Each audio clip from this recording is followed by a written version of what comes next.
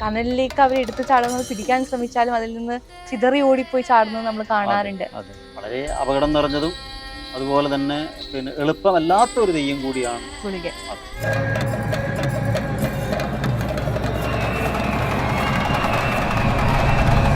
ഒരു തെയ്യം കലാകാരന്റെ പരാജയം കിഴക്കേ തലക്കെന്ന് തൊഴുതെടുത്തിരിക്കുന്നതായിരിക്കുന്ന ആ തിരുവായുധം പടിഞ്ഞാറേ പൂത്തറക്ക് വെച്ചു വന്നിക്കുവോളം അന്ധകാരം വരുത്താതെ വീതി ഒഴിയലാണ്. ഒരു നൈമിഷിക മാത്രയിലൊന്ന് തലയിറങ്ങി പോയി തീർന്നില്ല.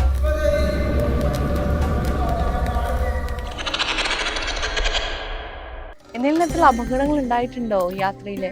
ചെമ്മണ്ണും തീപ്പുകയും കിട്ടിക്കൊണ്ടിരിക്കുന്ന ഒരു മഹാസങ്കേതമാണ് കൈവറമ്പ ശ്മശാനം.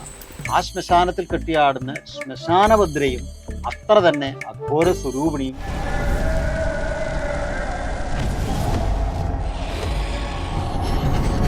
ഓരോരോ സമ്പ്രദായങ്ങൾക്ക് അനുസരിച്ചിട്ടാണ് ഇന്ന് തെയ്യങ്ങൾ കെട്ടിയാടുക. ആചാരാനുഷ്ഠാനങ്ങൾക്ക് അടുത്തതായിട്ടുള്ള തെയ്യം ഏതായിരിക്കും? വേഷവിധാനങ്ങളിലുള്ള വ്യത്യസ്തത. ഓരോരോ ദൈവങ്ങൾക്കും ഓരോരോ രൂപങ്ങളും ഓരോരോ സമയങ്ങളും. ഏതാണോ കെട്ടിയാടപ്പെടുന്ന തെയ്യം അത് തന്നെ പ്രിയം. അത് ഏത് തെയ്യമായാലും ഒന്നിനേക്കാൾ വലുതല്ല മറ്റൊന്ന്. അപ്പം അത് സാക്ഷിയും സങ്കല്പവും മാത്രമാണ്. ഇതിൻ്റെ എല്ലാം അടിത്തറ വിശ്വാസം മാത്രം. സർവ്വ കഷ്ടതകളിലും രക്ഷിച്ചെടുക്കുമെൻ്റെ ഭഗവാൻ എന്നുള്ളതായിരിക്കുന്ന ആത്മസമർപ്പണത്തോടു കൂടിയാണ് ചെയ്യുന്നത് ഒരു തെയ്യത്തിന് ഒരുങ്ങുന്നതെങ്കിൽ ആ ദേവത കൈവിടില്ല എന്നത്